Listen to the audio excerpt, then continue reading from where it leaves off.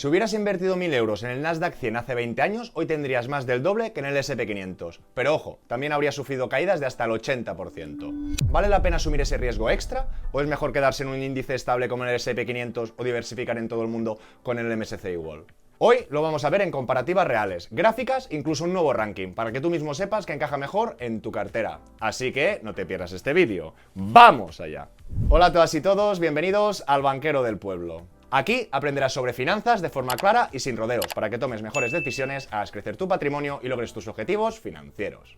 El Nasdaq nace como mercado en 1971, como el primer mercado electrónico, y el índice concreto que analizamos hoy, el Nasdaq 100, se creó en 1985, con las 100 mayores compañías no financieras que cotizan en esa bolsa. Recordemos que el MSCI World había nacido en el 1969 y el S&P 500, con el más antiguo, en el 57. Y ojo, no confundir el Nasdaq 100 con el Nasdaq Composite. El Composite es más amplio porque también incluye pequeñas empresas, y el Nasdaq 100 solo se centra en las grandes compañías. Aquí encontramos sobre todo tecnología, software, semiconductores, biotecnología y retail online. ¿Y qué se queda fuera? Sectores como financieras, energía e inmobiliario. Y en cambio, si recordáis, el S&P 500 recoge las 503 mayores empresas de Estados Unidos con todos los sectores incluidos, que sería mucho más equilibrado, y el MSCI World diversifica en todo el mundo desarrollado, que serían unos 23 países y más de 1.300 empresas. Que por cierto, existen otros índices globales, como el MSCI ACWI, que sería añadiendo esos emergentes, o FTSE Global. Pero para no desviarnos y centrarnos en el Nasdaq, os dejo otro vídeo por aquí sobre esos índices globales. Moraleja, el S&P 500 y el MSCI World son anchos y estables, y el Nasdaq es mucho más concentrado y por lo tanto más volátil. Y como muchas personas ya sabrán, en estos años mandan los 7 magníficos: Apple, Microsoft, Nvidia, Amazon, Alphabet, Meta, Tesla. El Nasdaq 100 está completamente dominado por ellos. Y ojo que eso depende de su capitalización, y podríamos ver a fecha del cierre de esta semana que Broadcom se había colado por delante de Tesla. Y que se muevan posiciones no cambia la idea, pocos nombres pesan muchísimo. Ahora estaríamos en Morningstar, la ficha de Vanguard Global Stock, que representaría el MSCI World, para hacernos una idea de esos sectores, y podríamos ver que la tecnología en este índice global pesaría en torno a un 28%. En cambio, saltando de la misma gestora al S&P 500, nos daríamos cuenta que esta tecnología aumenta hasta el 35%, y de la mano de iShares replicando este Nasdaq 100, nos daríamos cuenta que la tecnología ya llega casi al 54%. Muchas personas ya entendían que MSCI World era todo el mundo, S&P 500 nos concentramos en Estados Unidos, y con el Nasdaq aún nos concentramos más en Estados Unidos. ¿De qué manera? Ya no con el país, sino con el sector. Traducido, hablando del MSCI World, si miramos el peso de las 10 posiciones principales, tendrían un peso del 27% de todo este índice. En todos los índices vamos a ver Nvidia, Microsoft, pero en este caso las 10 posiciones pesan un 27%. Y ya nos hemos dado cuenta que estaríamos hablando de más de 1.331 empresas. Si saltamos al S&P 500, ¿qué pasa? Ni trampa ni cartón. Hay un tercio de las empresas, por lo tanto la concentración aumenta del 27 al 38%.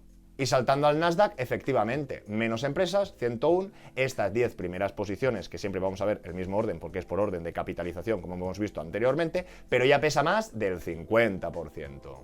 Ventajas: si ese sector o acciones sigue liderando, tu inversión volará. Inconvenientes: si pinchan, el golpe puede ser mucho mayor. Y seguro que muchos recordáis lo que pasó en la crisis de las .com en el año 2000, pero eso hablaremos enseguida. Y ahora sí, si os parece, vayamos a ver esas rentabilidades históricas. Ya sabéis que en el canal me gusta mirar plazos largos, de 10 o 15 años, porque en el corto plazo cualquiera puede parecer mejor al índice, pero en el largo plazo se ve la realidad. Y aquí podemos ver los datos del MSCI World. La rentabilidad media de los últimos 15 o 10 años ha sido un 11,62 y casi un 10. Ahora seguimos con el S&P 500, más concentración, menos países, pero ya sabemos que en el track histórico lo había hecho mejor, y así se traduce. En 15 y 10 años hablaríamos de un 14,39 o un 12,37. Pero en cambio, si saltamos al Nasdaq, nos daremos cuenta que 15 años es un 19,5 y que en 17 años es casi un 18%. Son muy similares, pero después en el ranking veremos que hay grandes diferencias. Y para acabar de ilustrar, podríamos ver alguna alternativa, en este caso de JP Morgan, que estaríamos hablando de un 18, casi 19 y casi un 19 también a los 10 años. Y aquí del Fidelity Global Technology, que se parece pero tiene sus diferencias que veremos al final de la sesión. Y aquí podríamos ver que no tenemos los últimos 15 años, pero los últimos 10 también serían 18,32. Y ahora bien, no todo es tan bonito. Detrás de estas cifras hay caídas muy duras. Y a continuación vamos a ver los drawdowns de estos índices. Y recordad que un drawdown es la caída máxima desde un pico hasta el valle. Y aquí tendríamos la gráfica del Nasdaq de los últimos años, nada más y nada menos que es del 1994. Y aquí tenemos un indicador que nos ayuda a calcular estos drawdowns de manera automática. ¿Qué os quiero decir? Drawdown, nos tendríamos que ir al pico máximo, al valle máximo, que sería el riesgo, aunque tengas muy mala suerte, lo que te podría haber pasado, y veríamos que la caída es de un 87,49, o mejor no lo dirá el indicador, que sería de un 83,37%. Y recordando estos drawdowns o los riesgos de los índices, os dejo otro vídeo por aquí, porque ya vimos o analizamos que en este caso concreto, si hubieras invertido justo en la cúspide, a diferencia de otros índices un poquito más tranquilitos, hubieses tardado desde el año 2000 hasta el año 2014, que se dice muy rápido, casi 15 años, para volver a ver tu saldo en positivo. Eso sí, no hay que desmerecerlo. Desde el 2009 lo único que ha hecho es subir, subir y subir. Por aquí podríamos ver la gráfica del S&P500, perdonar que está muy dibujada, veríamos que el indicador nos marca 57, ahora quito todas estas chapuzas y podríamos ver pues, que de las .com hasta los mínimos fue un 46%, que es bastante pero no fue ese 80%, y después la crisis subprime sí que se la metió más fuerte, que en este caso retrocedió casi un 56%. Y en el caso del S&P sí que es diferente, porque es verdad que del 2000, para que hubiera más crecimiento era el 2013, pero aquí en la crisis subprime volvió a igualar los precios, con lo que realmente no eran 14 años desde el máximo para superarlo. Y por último podríamos hablar, por ejemplo, del ACWI, que sería ese MSCI World más emergentes, que también veríamos que se pegó una castaña del 2008 hacia abajo, incluso superior que el S&P 500, porque cayó nada más y nada menos que casi un 61%. Y ahora seguimos con más comparativas, oro y plata versus S&P 500 y Dow Jones. ¿Y qué nos damos cuenta? Que durante mucho tiempo esta renta variable ha sido superior, hasta que el fin del patrón oro en el 71, donde entonces ya empezó a cotizar y podemos ver que en algún momento sí que ha sido mucho más rentable que el S&P 500, pero la gran mayoría de track no. Y a medida que vayamos avanzando hasta que lleguemos a estos últimos años, pues sí que realmente estaría ganando el oro de paliza. Pero fijaros que el S&P da mucho de qué hablar. Y si ya hemos visto que el S&P 500 salía bastante bien parado, ¿qué pasará S&P 500 versus Nasdaq? Pues desde el 71 veremos que normalmente, y de bastante paliza, gana el Nasdaq. Eso sí, cuando nos acerquemos a esa crisis de las .com, donde se pegó la gran castaña, veremos que puntualmente el S&P 500 se acercaba, pero veremos que después, de manera muy ágil, se vuelve a separar de él y siempre creando una rentabilidad extra, que no es gratuita, no hay duros a 4 pesetas y binomio rentabilidad-riesgo. A favor de esta concentración en estas tecnológicas, de momento siempre está triunfando bastante más. Como habéis visto, ¿más rentabilidad? Sí, pero también más drawdowns, más volatilidad y más riesgo de concentración. No hay duros a 4 pesetas. Ok, y ahora ya hemos visto la teoría. Vayamos a la práctica. ¿Cómo replicamos de verdad este índice? Muchos ya sabéis que en el S&P 500 o MSCI World hay una gran oferta de fondos indexados, que son fondos traspasables en España y por eso son ideales para parte del núcleo de la cartera. Pero cuando nos vamos a índices más amplios, como el MSCI ACWI o el FTSE Global, ya vimos que la oferta de fondos cae y empiezan a dominar los ETFs. Y en el caso del Nasdaq 100 esto es aún más acusado. Hay muy pocos fondos que lo repliquen y lo habitual es hacerlo con ETFs UCITS. Y la idea clave aquí es muy sencilla. Si buscas eficiencia fiscal por traspasos, los fondos son la mejor opción para el núcleo, S&P 500 o World, pero si quieres una exposición concreta y más agilidad al Nasdaq 100, por lo normal son ETFs de UCITS. Y para encontrarlos, una herramienta muy práctica es Just ETF, porque aquí lo podemos filtrar por el índice, por el patrimonio, por lo que queramos. Si bajamos un poquito, veríamos que está ordenado, insisto, por este patrimonio, veríamos los gastos corrientes, recordar el uso del beneficio, en este caso para largo plazo recomendaría acumulación, y aquí es importante saber el método de réplica, coplan sintéticos, futuros, una réplica real. Por lo tanto esta, pues la tendríamos que desestimar porque es distribución. Esta de aquí es un poquito más económica, pero en este caso utilizaría swaps, y todo el mundo pues tiene que ir con cuidado con estos detalles. Si bajamos un poquito, podríamos ver un ranking, pero aquí el problema es que tendríamos que entrar en una, porque no tenemos, como teníamos aquí, todos los detalles. Y sobre todo hay que leer las fichas. En este caso Just ETF nos da una información, pero no está de más entrar y comprobarla. Por ejemplo, aquí en este ETF Damundi el Nasdaq, efectivamente, el fondo tratará de alcanzar su objetivo a través de la réplica indirecta mediante la celebración de un contrato de permuta financiera. Ok, es decir, es réplica sintética, en mi caso no me interesa. Y en el caso, por ejemplo, de Invesco, pues aquí alguna ficha es más fácil o menos fácil de entender, que a veces lo ponen complicado, pero para lograr el objetivo, el fondo mantendrá en la medida de lo posible y factible todos los valores del índice en su respectiva ponderación. Ya no nos dicen que son sintéticos, sino que en principio lo quieren hacer físico. Visto dónde buscarlos y qué comparar, vamos a aterrizarlo con un nuevo ranking.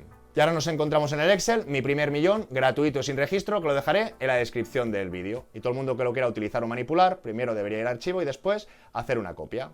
Y vamos a preparar este super ranking o comparación, que como siempre me ha dado mucho trabajo. No he puesto todas las novedades ni todas las alternativas. Aquí, por ejemplo, pues el año pasado sacó un fondo del Nasdaq ING, pero como tiene tan poco histórico, no lo he incorporado.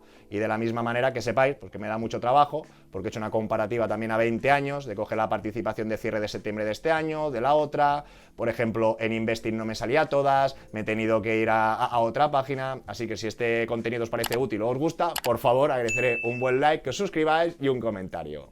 Y ahora sí, presentemos el ranking. Estas primeras alternativas irían vinculadas al Nasdaq.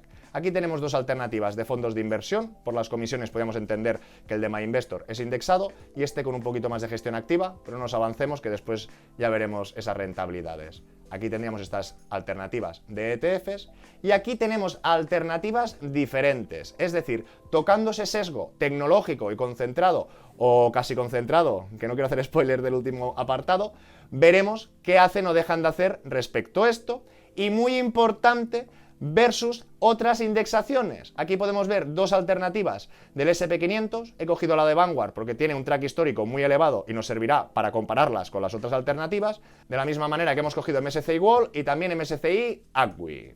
Aquí tendríamos los tickers, aquí el tipo, la fecha de creación, hay algunos más antiguos, unos más nuevos, a mí me gustan tracks históricos para comparar y para analizar esas rentabilidades a 10, 15 y ver cómo se van desviando. El tema de los costes, que ya sabéis que viene determinado también si es gestión activa, gestión pasiva. El cierre, en este caso hay algunos que no estarán al milímetro, pero será algo aproximado. Y si os parece, vamos a por el primer ranking de los últimos 3 años. Si ordenamos de más a menos, que nos daríamos cuenta que un fondo tecnológico, es decir, similar al Nasdaq, concentrado en Estados Unidos y con ese sesgo de telecomunicaciones, sería el campeón absoluto. Pero después, ¿qué veríamos? ETFs del Nasdaq. Aquí el fondo de inversión, ETFs del Nasdaq, aquí gestión activa. Y por último, estamos hablando de 3 años, no nos anticipemos, veríamos todas las demás alternativas. Venga, vamos a avanzar un poquito más, a ver en 5 años qué pasa o deja de pasar. Y pensar que los fondos más nuevos pues ya nos despistarán o ya saldrán de este histórico, con lo que es lo que hay. Volvemos a ordenar y ¿qué vemos, señoras y señores? En las 4 primeras posiciones encontraríamos estas alternativas, que he cogido la versión de euros, indexadas o ETFs del Nasdaq. Veríamos aquí que tendríamos un fondo de gestión activa. ¿Pero qué veríamos? Que, bueno, no están tan polarizadas como antes. Insisto, que como hay menos fondos, tenemos menos estadística, pero sí que veríamos polarización, ¿no? Tendríamos el Nasdaq aquí, aquí volveríamos a ver ese SP500 medio de esas tecnológicas, en último lugar, la mayor diversificación y uno de gestión activa. Venga, un poquito más hacia adelante, a 10 años. Y ojo, ojito, que no he refrescado, pero para entendernos, a 10 años me indexo en el ACWI, un 9, está muy bien, fantástico, pero todo el mundo tiene que saber con estas TAEs que son muy parecidas, que la diferencia por 10 años, pues hay un mundo. En este caso con un 9 tendrías 24.000 euros y en este caso pues con un 17 tenías 51, que es el doble y se dice muy rápido, pero bueno, luego ya seguiremos. Dicho esto, aquí cambia un poco el panorama. Podríamos ver que en los últimos 10 años las mejores alternativas serían de esta gestión activa de Estados Unidos, telecomunicaciones, pero veríamos que bastante cerquita o no, hay un poco de diferencia, pero sí que están diferenciadas respecto a los otros índices vinculados al Nasdaq. Seguimos con esos 15 años, cada vez nos quedan menos alternativas. Y aquí, ¿qué vemos? Paradoja. Después de a los 10 nos ganaba los de gestión activa, pero cuando nos vamos un poquito más lejos, que ya sabéis que las estadísticas, a más de 15 años solo había muy pocos fondos o ETFs de gestión activa que ganasen, volveríamos a ver que nos ganan estos ETFs y tendríamos esta renta variable centrada en Estados Unidos y en tecnológicas que nos ganarían. Todo el mundo sabe lo que ha pasado en los últimos 100 años, nadie sabe, no tiene la bolita y la varita mágica para saber qué pasará en los próximos 100, pero sí que vemos que hay diferencias sustanciales. Ya 15 añitos, pues de un 11 a un 14 que está muy bien, vemos diferencias del 50% y quizá no tenemos que pasar de aquí a aquí, pero bueno, que sepamos que también hay diferencias. Y lo que decíamos, si se repite todo igual, perfecto. Si el mundo cambia, ojo, ojito. Y por último, vamos a una comparativa de 20 años, que la he tenido que hacer manual, porque en este caso Morningstar no me sale a 20 años, del 1 de septiembre de 2005, saliendo de la primera crisis, aunque luego nos comeremos la otra, hasta el 1 de septiembre del 2025, y como vemos, tenemos un poquito de todos, pero no tendríamos toda la relación. Si os parece, vamos a ordenar por importes y que nos damos cuenta, señoras y señores, a 20 años vista, que insisto, no sabemos lo que pasará en el futuro, pero sí nos puede ayudar mucho esta estadística, que los dos campeones absolutos por encima del 14%, hablaríamos de estas dos alternativas indexadas al Nasdaq. Aquí veríamos en medio, muy bien Bank Inter, un fondo de gestión activa vinculado al Nasdaq que no ha sacado la cabeza, pero en estos 20 años sí, lo que no tenemos el track de los otros, por eso nos falta información. Vemos que después vendría casi a un 50%, bastante lejos. Aquí tendríamos al cabo de 20 años 73.000, aquí 153.000. El SP500 con un 10 y en última posición este Vanguard Global Stock representando el MSCI World. Pero en este caso tampoco creo que nos tengamos que ir tan lejos. En estos 15-10 años, lo que pasa que aquí nos hacían un poquito de presión estos de gestión activa, pero ya nos llevamos una idea clara de cómo ha ido este Nasdaq. Y con este ranking ya tienes un panorama completo para comparar y sacar tus conclusiones. Ahora bien, una vez tienes claro qué índice o ETF quieres, falta la parte práctica. ¿Cómo lo compro? En mi caso lo hago desde Freedom24, que es patrocinador del canal y uno de los brokers que utilizo. Pero antes hay que seleccionar la alternativa que me gusta. En este caso me intenta ir a la máxima temporalidad. Podríamos ver que destacan estos ETFs del Nasdaq. Recordar que este estaba en swap y también recordamos que este está en distribución, que lo hemos cogido porque tiene un track histórico muy elevado, pero no. Por aquí tendría su hermano gemelo, también de Invesco, acumulación, lo que tiene menos histórico. Con lo que en este caso me podría ir a los 3 años, lo ordenamos, vería que en este caso el Invesco queda un poquito por encima que el de distribución, que sería lo lógico. Esto sería una alternativa que me gustaría y también me gustaría, por ejemplo, la alternativa de iShares. Y aquí podríamos hacer dos cosas en el broker, o ir con el ISIN o en este caso ir directamente con el ticker. Tendríamos que ir al broker, insisto, con el ISIN o con el ticker, lo colocamos y ya tendríamos la emisión. Lo que aquí ya me he generado una pequeña lista, tiene una lista de ETFs a largo plazo con otras indexaciones y aquí una concreta del Nasdaq. Y es lo que decimos, todo el mundo tiene que tener muy claro qué contrata o no contrata. Aquí vemos este de Elixir, que es el Amundi. En Just ETF nos dicen que es réplica sintética, pero cada uno lo tiene que comprobar. Tiene que saber ir al kit, abrir la ficha y gastar un poquito de tiempo en leer. Y por aquí lo veíamos, el fondo tratará de alcanzar su objetivo tras réplica indirecta. Pues en este caso concreto, este de Elixir lo quitaría. Aquí también tenemos alguna alternativa más de AXA, pero por ejemplo tenía muy poco plazo. Y aquí nos encontramos con la práctica. ¿Qué os quiero decir? Los ETF se compran de participaciones enteras. Por lo tanto, si yo quiero invertir 500 euros, pues en el de iShares sí o sí voy a tener que meter 1.173. Y en cambio en el de Invesco, o me quedo por debajo, o tendría que comprar dos y me quedaría por encima. Y antes de realizar la compra, siempre recomiendo también mirar la profundidad del mercado, ya que este broker nos indica, pues a tiempo real, ahora no que está el mercado cerrado, pero a tiempo real cuando está abierto, el spread que tenemos en la operativa. En Freedom24 tienes acceso a más de 1 millón de activos y acaban de ampliar su portfolio de ETFs a más de 3.600 disponibles. Incluso, desde su apartado que comprar, nos hace una selección de los principales ETFs, que podemos encontrar el famoso BUA del SP500, alguno del FTSE All World, hay ETFs monetarios de renta fija y también tenemos una selección de bonos que irían desde solo 1.000 euros. Y ahora mismo tiene una promoción de bienvenida muy atractiva, con la que puedes ganar hasta 20 acciones de regalo, valoradas desde 3 hasta $800 cada una, y participar es muy sencillo, solo tienes que abrirte cuenta y hacer tu primera recarga desde 1.000 euros. Te dejo todos los detalles y el enlace en la descripción del vídeo. El Nasdaq 100 puede caer más y más rápido que el SP500 o el MSCI World. Si unas caídas del 40 o el 60% te quita el sueño, mejor usarlo como satélite, no como núcleo de tu cartera. Y ahora, si os parece, cerramos con un apunte más práctico. En algunos vídeos me habéis visto hablar del Fidelity Global Technology, un fondo que me gusta, pero que no está exento de riesgos. De hecho, este MSCI World, que es un índice global, ya vemos que tiene un peso en Estados Unidos del 75%. Y en cambio, este Fidelity veríamos que baja el peso hasta el 63%, lo cual me parece muy interesante porque diversifica un poco más fuera de Estados Unidos. Ahora bien, si miramos los sectores, vemos que tiene incluso más concentración que los fondos de gestión activa o los propios indexados del Nasdaq. Aquí veríamos que la tecnología parte del 73%, frente al 54% del propio Nasdaq, o incluso al 59% del JP Morgan de gestión activa. Habíamos dicho que era un refrito del Nasdaq en este sentido, porque era concentrado en Estados Unidos y tecnológicas. Y si miramos un poco la concentración, veríamos que está un poco más diversificado que el Nasdaq en pesos, porque sus 10 principales posiciones pesan un 39%, no como en este caso en el Nasdaq era un 53%, en este caso sería un 39%, y vemos que en primera posición es el único que no tiene Nvidia, en este caso tendría Taiwan Semiconductores. Con lo que es una estrategia que me gusta, porque estoy muy ceñido en esa tecnología, pero sin estar tan concentrado en Estados Unidos. Pero como hemos dicho, no está exenta de riesgos. En este sentido, igual tengo un poquito más de libertad de país, pero no tengo tanto sector. Está más concentrado en esa tecnología. Por eso digo siempre lo mismo, no hay duros a 4 pesetas. Y es una alternativa que me gusta, sí, pero que implica estar encima, analizarlo y tomar decisiones más activas. Y ya sabéis que en este canal solemos buscar estrategias más pasivas y fáciles de seguir para la mayoría. Al final lo que hay que entender que la mayor rentabilidad del mundo nunca va a estar en lo más diversificado, sino en lo más concentrado, y eso implica más riesgo.